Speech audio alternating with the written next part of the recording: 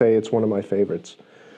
We go as deep as it ever gets, from concepts of God and spirituality to transcendence to why NFTs are important, what kind of things do they enable for modern artists. What I do think is exciting about the metaverse beyond the hype things and whatever. I mean, the hype has died down now to a large degree and moved to AI. But they're all interlinked. This whole thing of digital identity, NFTs, how we're going to be presenting ourselves in the digital life, what is now possible to artists and all different kinds of things in the Web3 realm, because we do have these technology solutions. And yeah, some people might have gotten disappointed with the first sort of rush of things and how things played out a little bit. But this is why we talk about the profound principles underneath everything. And I do hope that there's going to be a session 2 with Omid sometime soon, as I think that there's much more to explore still. But that said, I hope you do enjoy it. And if there's any feedback, I'm sure both me and Omid would love to hear it. And hopefully there's going to be a springboard from that as well to get us to conversation number 2.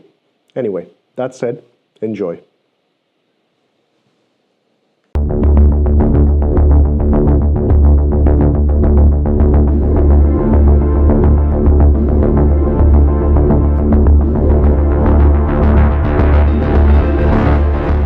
VESA, so great to see you. Omid, same. Thank you. So for our audience, here we are sitting in an increasingly warm Dubai. It's beautiful. And you were telling me a little bit earlier that you're enjoying the heat, or it's a bit too shocking? Oh, definitely. We have, we were just discussing with my wife on the way here that we have, well, me personally, this is the first winter that I've been mostly in warm weather in my whole life. I'm 44 now. So, and I think I was born a tropical animal, and I've just been in cold countries from Finland to UK most of this time, and with little pockets of travel here and there, feeling very comfortable and always terrified that there's going to be an airplane taking me back to somewhere cold again. So there's still plenty of cold trauma to be purged. So most of the mornings, even when it's super hot, I wake up very grateful to be over here and feel compatible. Of course, you know, when it gets closer and closer to the summer, then sometimes you really do feel the heat. But still, by and large, that's something that is something to be grateful for. Yeah. Yeah, when I was a kid, it's interesting. The weather is something everyone has a very personalized opinion about and often tries to rationalize either through logical means or emotional or otherwise. But someone told me, you know what?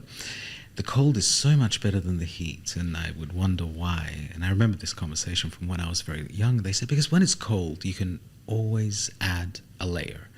But when it gets too hot, there's only so many layers you can take off. And I thought, okay, I get that. Cerebrally, it makes sense. But in fact, it's a personal experience. It's not about what you wear or don't wear. It's about how you interact with your natural environment, you know. And some people just like the heat and some people just like the cold. But as I say, here we are in Dubai, where it's heating up and we're diving into summer gradually. So we met a little while ago where both of us had a speech in the Mohammed bin Rashid Library. It was a fascinating day because what we did is we were speaking about art and experience, and it was very interesting because both of our conversations impinged upon the idea of the spirit and spirituality. Now, I say this by way of introduction, but what fascinates me about your work as an artist is that you're delving into so many new realms. Now, I'm going to plead ignorance, and I'm going to also really try to pick at your ideas here a little bit, but let's just dive straight into it. When I hear the words metaverse, NFT, crypto, the whole new digital revolution, Web3, I have a couple of conflicting reactions. First of all, I just can't wrap my head around it. It's a lack of knowledge for me. And second of all, and this is what drew us to say, let's have a further conversation, in some senses, certainly from my perspective, I see it at odds with the creative arts. agree or disagree? Disagree. Most respectfully. But let's say I come at all of this before any technology, before any of all of that kind of stuff, is that a big revelation, as opposed to even just a natural tendency towards disconnection or disconnection to all of our surroundings, no matter how big you want to take it, up to God or just a social thing, or it was that I came across the work of Ken Wilber, who's considered to be the father of integral theory in my early 20s. And he sort of blew my mind as to what was possible. On what level can you actually think? Whether it's about human personal development, societal development, us as collective, how a variety of our spiritual traditions have evolved from this archaic all the way up to these integrative models, and how they all sort of cohesively come together, and where you can find yourself in this integral map. And the more I dwelled into it, first it was a real headache because I couldn't really grasp any of the terminology that was being used. Some of the experiences on the personal level, I couldn't really grasp of what they were about, but I knew there was a lot of value there, so I tried to increasingly dig into it and learn, and it was a little bit like chewing glass at times. But then once I got a hold of it, that's something that informed how I approach art and creativity. And also what was then a little bit disappointingly the state of the Western art consensus, let's say since Andy Warhol. And it's really that in colleges and universities, when you go to have an arts education, the most of it really starts from the postmodern era, from the 70s or 80s, and you'll still have some of the modern masters, but it didn't go to some of the things at all, what I found to be the most inspiring, as in that why did we start creating art to begin with, which would be something like when we were climbing out the primordial sludge, and you would have maybe strange psychedelic experiences and try to measure yourself in cosmos and body paint yourself with mud to be really fully in the thick of it. And then see how that was evolved into this power language adopted by world religion. These fantastic mosques and churches and kind of these awe-inspiring and transforming experiences and great stories being told, and how you could immerse yourself in these building and structures like the glassworks and the sun coming through them and this kind of thing. And it was reduced into sometimes these lines and bowls and kind of like this a little bit, that can be sometimes the art world, a little bit this pretentious sort of red wine sipping, ooh, this is interesting, type of thing, as opposed to something that completely and utterly blows you away, that you don't have to know the concept of it in order to be fully immersed in it. And this was a little bit my thing more, because one of the people who really introduced me, that still inspires me to this day and blows my mind, is Salvador Dali. The knowledge that this guy had on the sort of down low information of how things work and whatever, as well as these innovations and marketing and all of this, it's still absolutely unparalleled, I think, to this day, with skills to match, because he was able to do Photoshop before Photoshop was a thing. So that was really, because I looked at this sort of footnotes on footnotes of how art was being taught and what was being produced.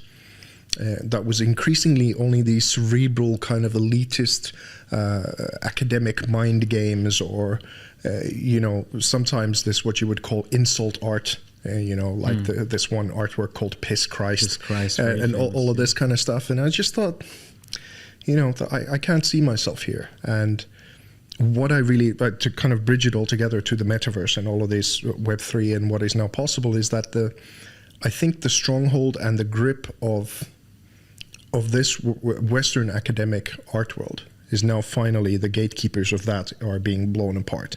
Whether it's to do with the modern masters, something like the Christies and Sotheby's, who are kind of entering this thing, and they're clearly confused as to what it is and why it's happening, whatever, but they're happy to make the money alongside with it. But I think now it'll take a little bit for artists and the institutions to wake up to the fact, but now they are free to actually express. Whether you want to go all the way back to this body painting, kind of like what was the primordial man concepts, or be inspired by the temples, like all the way. We built the Luxor temple from Egypt. We made it into VR with this world called Superworld. And then we made it my personal art gallery that you can go 24/7 with a click of a button. I can send it across borders to anyone, and you'd be immersed into the tradition of why this fantastic structure was built to begin with. And then I get to have my art that aligns with the values of this place sent to anyone. So all of a sudden that's there, and it's then up to me to be able to do the right kind of partnerships and resonate with the right people for them to go and visit and understand it.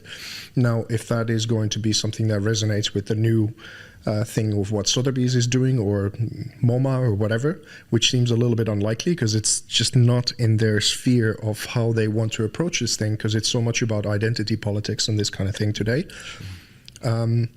That's a little bit of where we are still, this juxtaposition of what is now possible to people, all the different kinds of things, or whatever it's Indian traditional culture, Iranian, from whichever period of how you want to mix it all together, take Egypt and Japan and mix it together and throw it out there. That's not possible. And there's no one who can tell you that, no, this is curated outside of that purview. It's total freedom. Yeah. But it'll take a little bit of time before people really wake up to the fact that this is how you can approach it now. Okay.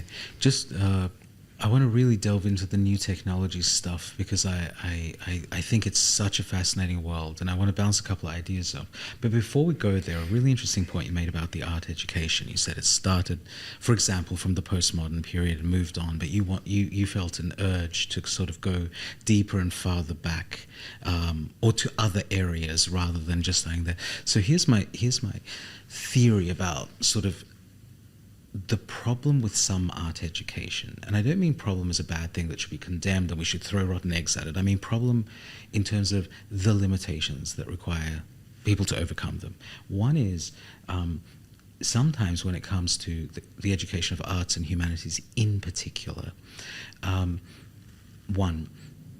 there tends to be a lot of teaching from the basis of the sort of the current political thought or ideological sort of standpoint, or the epoch that we're in.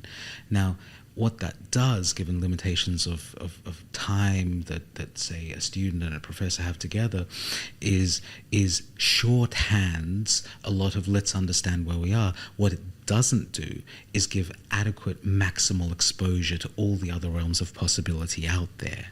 Now, again, I won't let go of the Web3 stuff because I think it's a fascinating area to delve into, but you mentioned body painting. Second thing I'll pick up on. I think there's something absolutely fascinating about body painting. And first, there is something primordial about it. And it links the primordial to the creative. I mean, who here wasn't a child and experimented with the patterns that mud can make after you've been rolling around with it? I certainly did. I remember I was in, probably very early teens, if not just before. We were playing football in the rain over in Australia, Australian football, of course, where you get very muddy, and we'd sort of draw funny, almost like war paint patterns on our body, and there was a sort of a beautiful, ritualistic tribalness to it. Now that's even a bit more conscious when you're younger, even more so. I mean, kids are often taught to paint through finger paint and the expression. Let me put my hand out somewhere. And the third thing I love about the idea, and I'd love to ask you more about it, is there's something very corporal about it. It's very bodily about it, and you sort of can't get more bodily than creating a canvas with your body. Now, it expresses itself across time and across cultures in tattoo, piercing, actual paint, actual physical expression. We can see the linkages and intersection with dance and performance and movement and all this kind of stuff. Now, again, when we're talking about something so moving as the creative experience using the body and your journey in the arts world and being an artist with a capital A as a noun, from this very corporal, tangible, something you can touch, and it's visceral. And I believe it probably as an artist gives you a visceral bodily reaction, creating it, and probably makes people feel seeing it. Suddenly we're transitioned, and correct me if I'm wrong, you were one of the sort of pioneers back in 2017-18 artists to move into the NFT metaverse space and sort of really push the boundaries of what that realm can mean for art and art can mean for that realm. How do you get from the primordial, original, essential bodily experience of expression and art and creativity to something in the digital realm? How do you make that work? I see the utility. You're saying click of a button, someone goes into your gallery. For me, there's a beauty to that because there's a democratization to that. If I'm sitting on a Himalayan peak top, mountaintop, given I have reasonable access to technology, I can get there. And if I'm sitting in a cosmopolitan city like Singapore, Dubai, or New York, I can get there. So there's a great level of access. I don't need to physically travel to the Louvre to see the Mona Lisa anymore. I can access, and there is a democratization. There is a freedom that you're granting to that. But the experience in the digital realm, are you still able, what experience are you capturing as an artist and ideally for your audience? That's a fantastic question. And the way that I would frame it is a little bit that I find even that for me to use the word body painting is the most limited thing about it, even though all of the things of what you mentioned about it are true. But what it is that I'm trying to do with it is actually to capture that person's spirit, their values, and how their story is in relation to the grand story of what we're going through as humanity. I'm actually educated in neurolinguistic programming, which was developed by a couple of guys on the basis of hypnosis into something that is almost like the human operating system. And what I started doing when I transitioned from a filmmaker to a contemporary artist, I kind of realized that I couldn't really paint. I hadn't done that ever since a kid, but I knew how to light, I knew how to photograph, I knew how to do Photoshop and direct stories and put things together and Photoshop and all that kind of stuff. So I thought that if I found someone who was crazy enough to be body painted and go through this kind of journey with me, that I'd set the scene and setting for them to explore something that as soon as I saw the first model, Sophia, kind of get this full-on body paint, I saw someone go from a normal person to someone who was wearing a superhero suit. It was like a mythological character, a statue appeared all of a sudden in my studio, and I was mesmerized by the first moment I knew that this is it, this is truly the thing.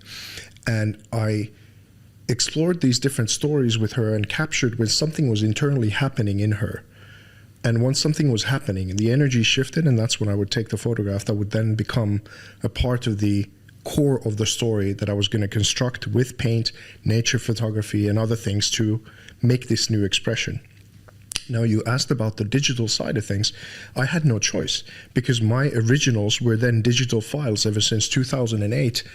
And I had to make reproductions of them if I was to make something in the real world. And this was a little bit of a challenge again with the art world. You know, so where's your all original? I'd say, I don't have one. Oh, you're selling copies then, huh?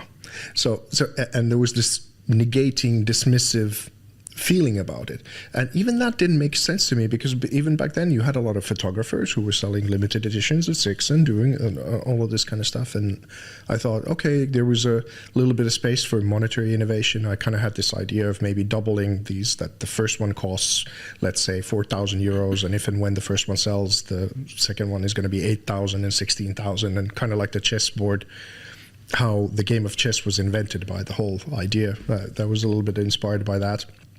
And many of these things, but by the time 2017 comes along, and I understood what Bitcoin was, of how we are now going to have digital scarcity, because this is something, again, a little bit counterintuitive, that if something is computer made, let's say, we think that it's then super easy to copy and super easy to share across the world. And this is not an easy thing to then make into a value argument. So we have a tradition of that with computing for the past 40, 50 years, that's what they do. So the innovation of Bitcoin really is that we now can have a digital file or a digital expression or whatever it is. And if you verify it through the blockchain in the correct kind of way, you can have that be as rare as the Mona Lisa in its ownership. And what that means is that you can, I mean, you have Mona Lisa posters and different kinds of reproductions and forgeries all over the world in everyone's even dorm rooms and stuff like that. But still we know that the original is the thing of value, and that has certain certification, and that's in the Louvre, and all that kind of stuff. So in a similar way, I can now do an artwork, verify it on the blockchain, and you can right click and save it, and you can spread it all around. But unless if it comes from a certain source that verifies that you have the original, the others don't really have value. And this will take a little bit of time to process because we are so used to thinking that anything computer generated can have that. Okay, so I'm going to ask for a little bit of a glossary of terms. So we have digital art that's logged on the blockchain. It is, well, I'll leave the definition to yourself. So these are art pieces that are finite in number, reproduced only a several number of times, and known to be unique because they're logged as unique across a sort of a global ecosystem. Would that be accurate? Yeah, Okay. Exactly. Well, I was guessing half of that, so I'm glad. That's great. Okay, so I'd like to ask a question before coming back for my own sake. So I was told that one of the most, I don't know if this is just urban myth or someone was having me on, but one of the most valuable NFTs is sort of a picture of several, I think monkeys hanging in some location, and it became a very valuable thing for a whole bunch of reasons. Now, first of all, is that true? Does that sound true? Yeah, I think they're referring to the Bored Apes Yacht Club. Okay. Which is this sort of AI-generated 10,000 sort of monkey pictures and different variations and different kind of rarity. And what it really is that if you have one of these apes, it gives you an access to their parties and different kind of networks and to chat. It's kind of like a golf club type situation. Yeah. And there's a really genius marketing behind it all and how they managed to make it. And the price went crazy and all the kind of conditions aligned for that to be something that... And what I have a problem with is that when they align it to have something to do with art is where it gets ridiculous. Right. But as a sort of creative marketing new way of doing a club and association and this kind of thing, pure genius. I mean, they really have made it a fantastic success. I don't know how long it'll last and all those kinds of things, but certainly it's one of the use cases for blockchain and creativity and this kind of innovation that is now taken hold in the public imagination of what is possible, but that's got little to do with art, I would say.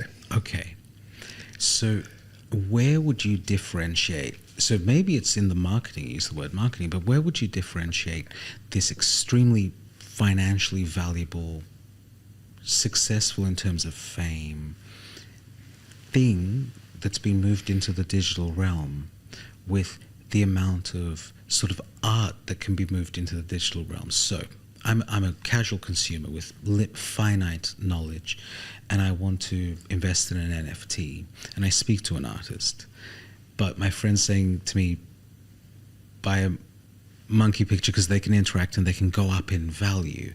I mean, how is the casual consumer and is the general populace going to go through an education to adapt and be able to recognize these new things in the digital realm, which are far less tangible as well? I mean, physically, they're far less tangible.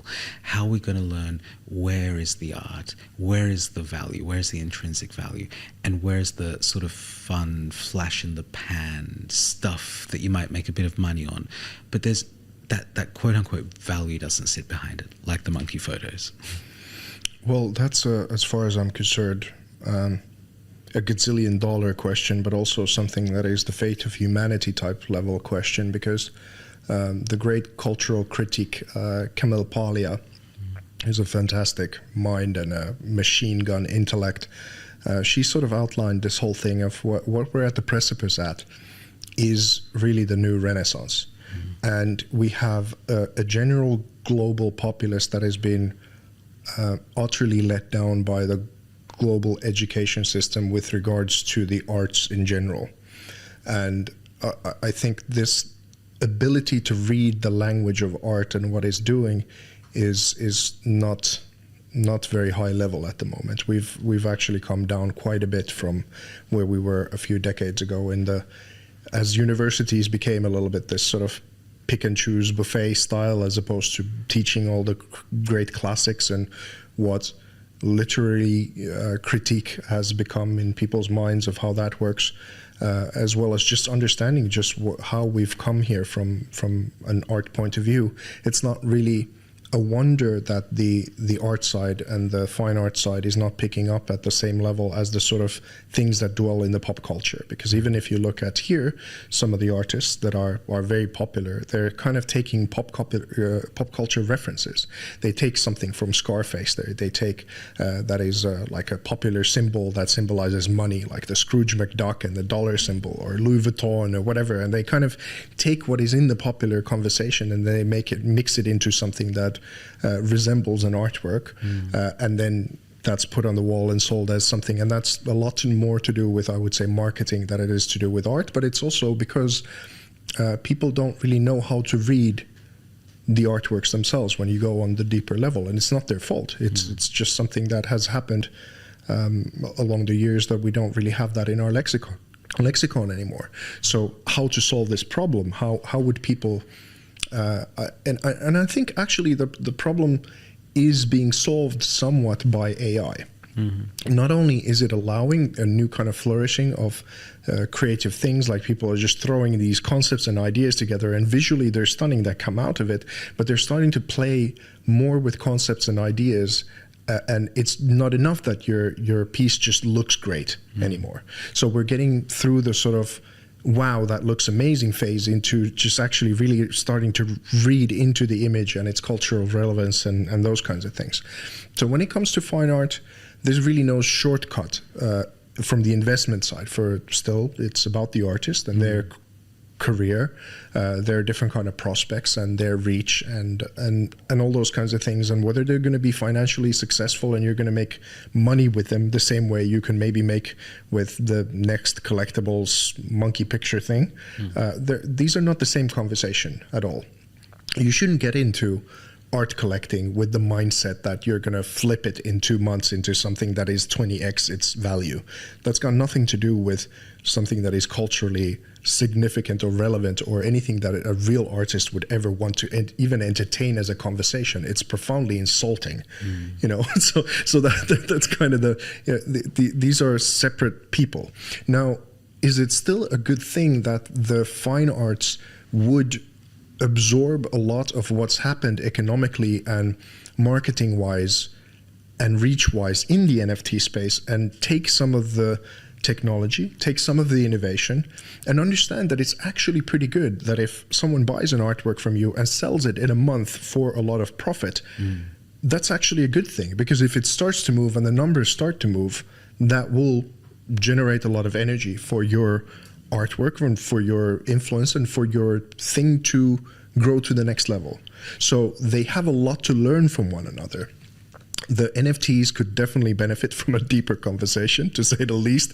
And then the artists themselves could come out of their ideological pockets a little bit. And especially in the West, and let's say in Finland in particular, it's a very socialist-dominated cultural sphere, or the Finn Swedes have their own kind of thing. But whatever is government-backed has definitely a super left-leaning kind of ideology and a particular attitude towards money and resources and these kinds of things that I don't think is very healthy for a lot of artists, and not necessarily something that will liberate them from the mindset of the past few decades of what is now possible for you to be inspired by, what you can express and generate, and will you find an audience for it? Because I think a lot of that was just pandering to government subsidies in order for you to be able to just survive. And now that that's not going to be a part of the conversation anymore, and we've moved on from it, and not to say that there's anything wrong with you doing that. By all means, it's all now. But all I'm saying is that there's now a wider avenue for you to explore, and not necessarily be captive by the thing that was the essential survival mechanism for a while. Understood. Well, the thing about those kind of subsidies or availability of grants that are sort of within the mainstream, the grand irony for me that sits behind that is they were usually created probably with very good intentions to bring fairness to access, to give access to those that might otherwise be sort of marginalized in their ideas, etc. But then suddenly the support of the marginalized sector becomes the mainstream, and someone who just wants to create art without checking all these boxes that might be the fun or fantastic or the praised elements of the day just don't get access to it and have to go and do it on their own. And that's that's a little bit sad, but I guess it exists in every realm, in every industry, in every society. But speaking of Finland, you've been involved in the art and the digital space for over sort of 15 years now. And you've been innovative and innovating, and you've won sort of multiple awards. Your work's shown in multiple places, and sort of fairly consistent global geographic praise of the boundaries that you're pushing. Let's talk about the origin story. Why art for VESA? Where did it start? What was that moment where you were experimenting as a child, as a youngster, and you didn't even know you were starting? Where was that point that started you off down this road? There's two that I can really identify. I was 5 years old when I turned my parents' pots and pans into a drum kit, and the wooden spatulas worked as drum kits, and I started listening to. I mean, you have to imagine that there's like a lot of snow, and it's very cold, and it's quite up north up there. And I was listening to James Brown and Michael Jackson and this kind of thing. And there was a particular thing about especially African rhythm and the drums that was just hitting a nerve with me that just made my whole body move. And that was one part. And then also a very traumatic experience where I nearly drowned. And as I was nearly leaving my body, I got connected to something. And that felt like going home as opposed to something scary. And then my father actually fished me out of this lake, and I lived. But that was around that time as well, 5-6 years old or something like that. And even though my mother and my stepfather, especially, they're quite atheistic, they see the world as something that when you die, that's it. And my father is someone who is a little bit more on the spiritual side, and we have conversations about this and kind of more on the mystical experiences and these kinds of things. But it's definitely, I would say, where it comes from is always a connection. The connection to the rhythm was something that felt like was coming through me and what I was connecting with. And all of the topics and all the different kinds of things that I express today are still the same thing. At best, it's when I'm doing something creative, I don't feel I'm present anymore. It's just something that is automated and locked in and comes in, and it's not something that comes without skill. A lot of the how would I say, patience and what's taken years and years is to hone those skills to the level of when something is coming through, then I just know what to do with the tools so that it comes into a form of expression that I would be happy to show someone else or make them listen to it or whatever it is. And that's been refined time and time again. But it's always about the clarity of that connection to whatever it is that is being expressed. Where is the divine for you?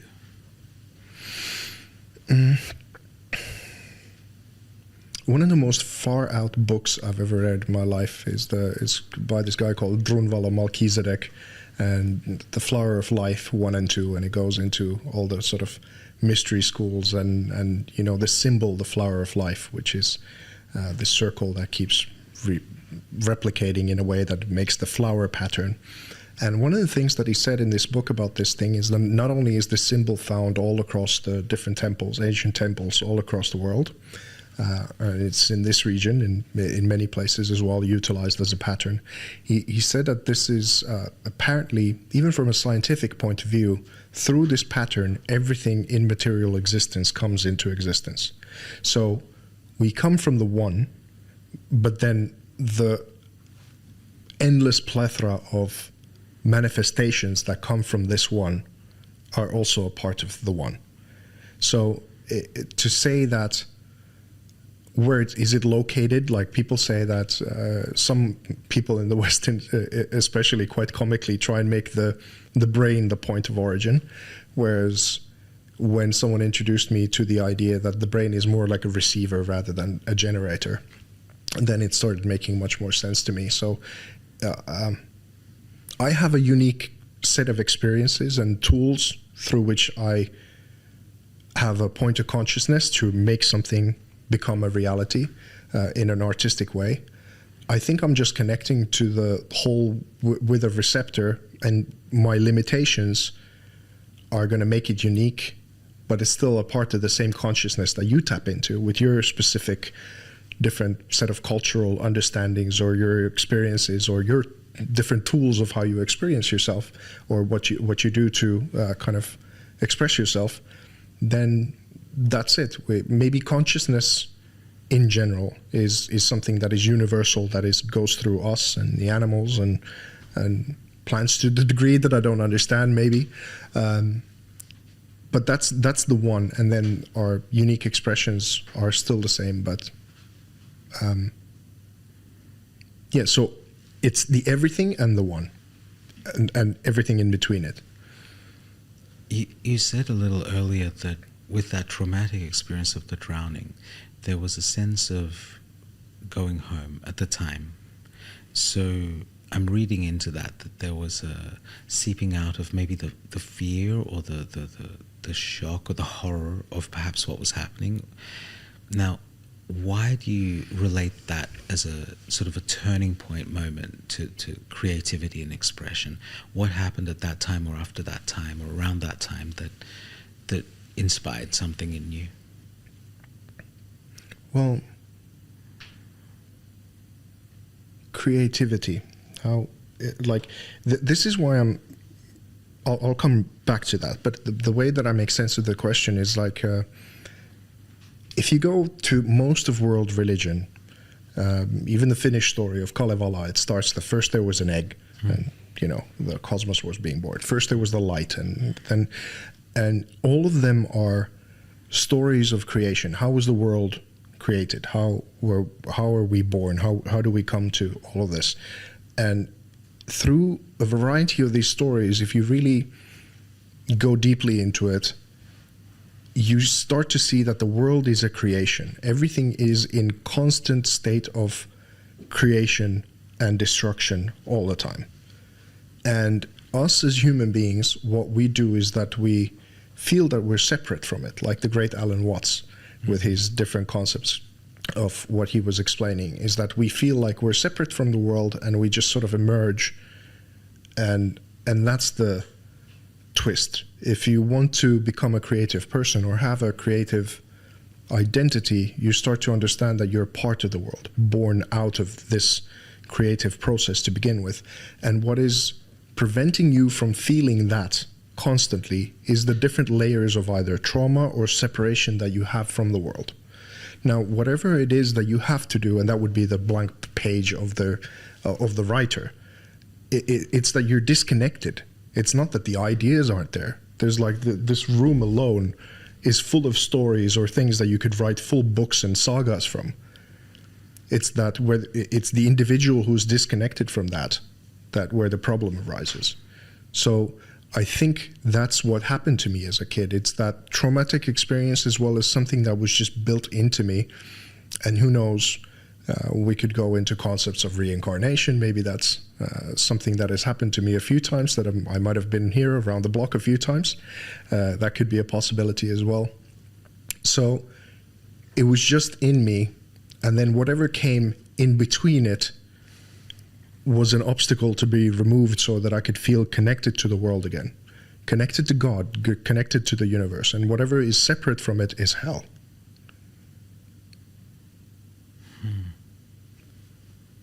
Simply. Terrific. One of my favorite poems, one of the poems that resonates most deeply with me, now it's a poem across 6 volumes, so I almost feel wrong speaking about it in the singular, but is the Masnavi, the spiritual couplets of Rumi. A massive compendium of stories and those talking about the spiritual journey, etc. It has a remarkably famous opening, and to translate on the fly non-poetically, the extremely long poem starts from the story of the reed flute, the flute made of the reed, which has, of course, a beautifully lamenting, haunting, sort of hollow, breathing sound when played correctly. And it starts by saying, listen to this reed flute as it will tell its tales of separation, and it will complain, and it will tell the story of every man and woman wailed inside me, and anyone who's been cut like the reed from the reed bed yearns only to return to his origin or her origin. It's a grand opening to a grand set of stories, but what it's ultimately saying is, I believe, we have an origin, we have where we grew out of, and we were cut and reutilized as something, as a purpose, as a life, and other things came into play, yet an essential, a very central and intrinsic yearning exists for a return to that place where we came from. I think there are sort of multiple beautiful symbolic elements here. One is the idea of the reed flute, the flute as a symbol perhaps for people, us conscious beings, creative beings, and the idea of the breath, perhaps the divine breath, singing through us, creating harmonious sounds through us. I think that the duality and the dichotomy that exists with men and women played me to entertain themselves, yet my yearning and longing grew and grew for my origin. The idea of breath, the idea of inspiration, the breath in, breath out. There's something about the connection to source which I believe urges us to create. The moment, for the first time, that you share a loving moment, an embrace, a kiss, a glance, everyone from Hollywood to the most accomplished poets have tried to capture that moment. They say that their heart flutters and they can't stop smiling, and their beloved recognize them and they skip and they want to dance and do cartwheels. Now, these are not normal reactions. They're reactions to something that's inspired us. I'll get to my point with one very minor story, but it was asked of the 12th century mystical Sufi thinker Junaid, why is it that when we hear music, do we grow agitated? And there's no negativity implied in the word agitated, but rather come to want to dance is probably a better interpretation of the word. And he replies by indicating the Quranic tradition of on the day of the day prior to creation, God stands before all of creation and asks, "Am I not your Lord?" And all the souls at that point disembodied respond by saying, "Verily you are our Lord." Junaid answers and says that we remember the origin through the sounds and the songs and the vibrations of music. So there's an equivalence created between our response to creativity and the original, beautiful, primordial, life-granting conversation with the Creator, with God. And I think that equivalence is something, whether we know it or not, artists enact and live every day. You spoke about the body painting, which I'd love briefly to come back to, because for me, the expression on the corporal, the expression on the physical, there's something basically divine about that. And I'd love to ask a little bit about your process from the moment you mentioned Sophia, your initial model, I think, for the project. I'd love you to talk us through it. Of course, we're not strictly in a visual medium right now where you could show it, but I'd love to know and sort of close my eyes and see what it feels like. But what I'd also like to relate it to is your interpretation of the word body, because not long ago we saw each other at another event and there was a car parked that was so magnificently painted with this artwork, and my better half said to me that that's your work, that's VESA's work. And I went, oh gosh. And I stared at it for a moment, and quickly in the hustle bustle got shuffled along back into the direction I was walking. But what I saw is you've expanded the definition of engagement with the body for creative purposes to the car as a body, a building as a body, perhaps a jet plane as a body. So your work with bodies as the canvas for expression. I'd love to hear you talking us through the process. When you identify the model, where do you go from there to create the endpoint of what you're seeking? And B, it's not just about the human for you, is it? Well, in some sense, it is human-centric, because the people, it's going to be people who consume the end product, so to say.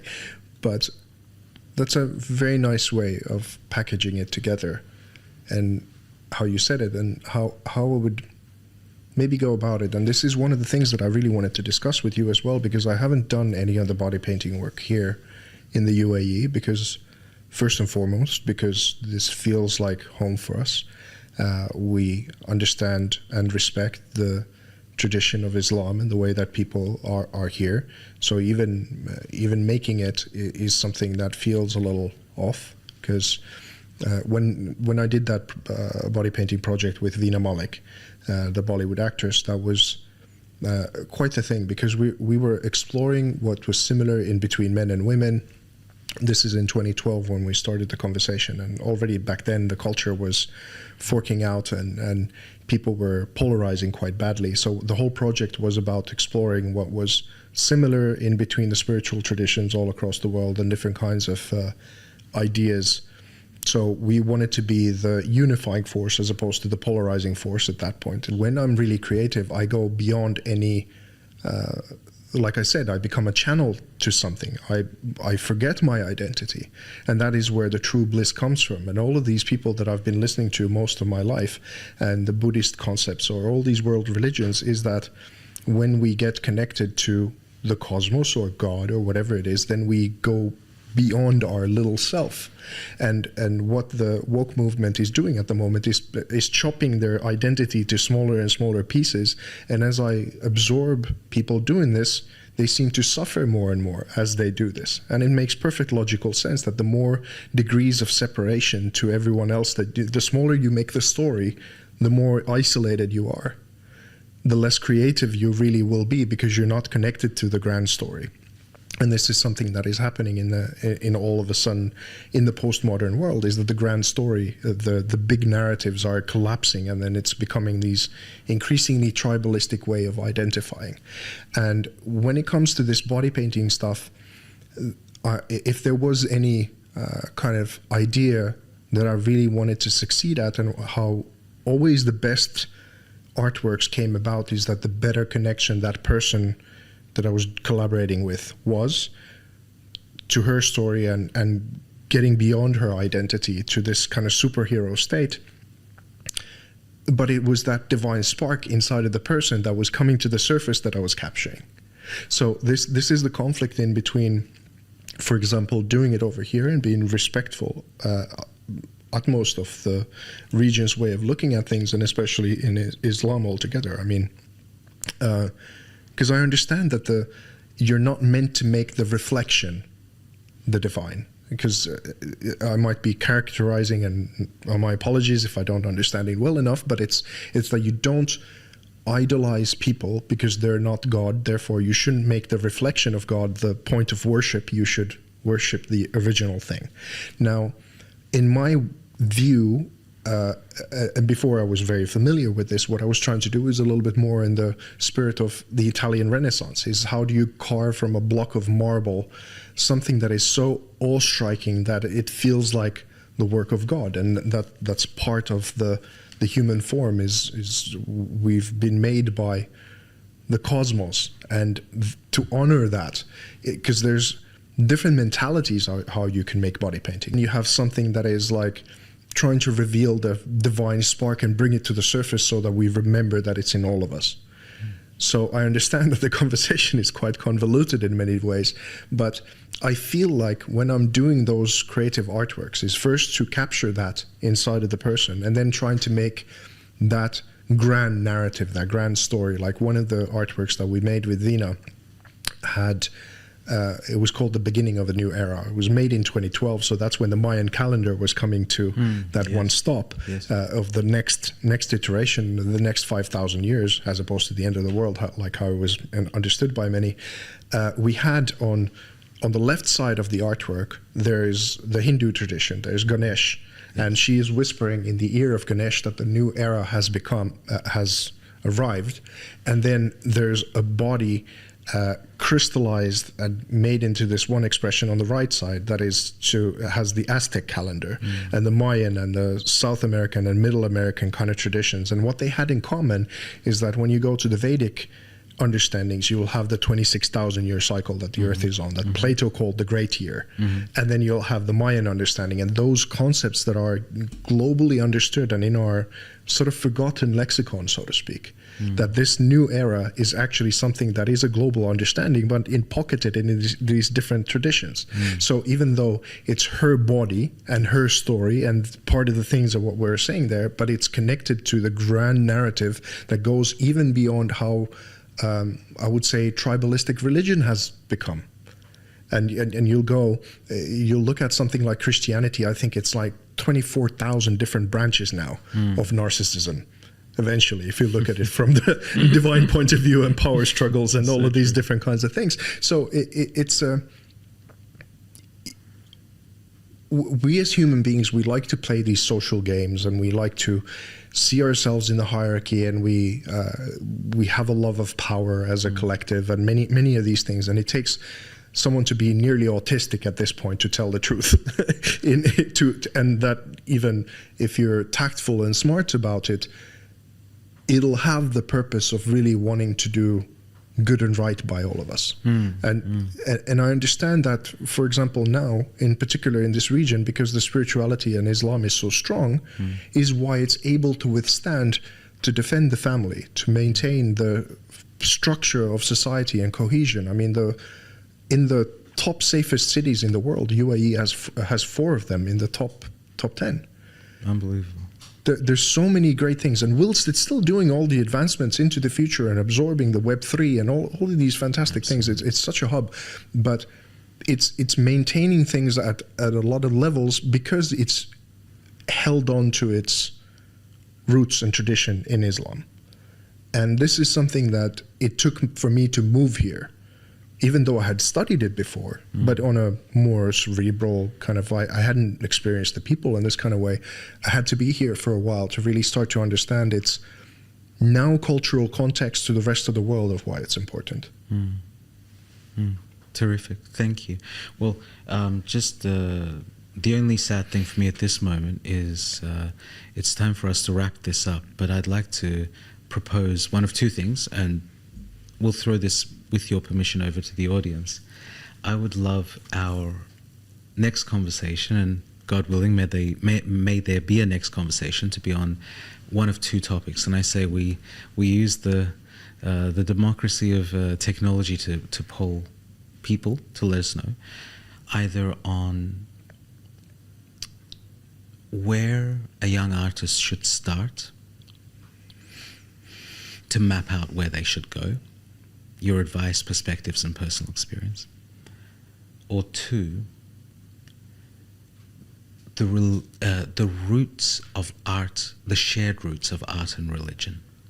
I suspect both of those things might be fascinating conversations.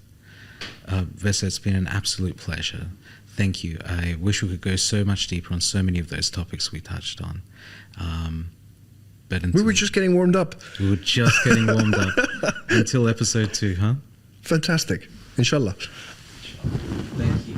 Thank you. Super.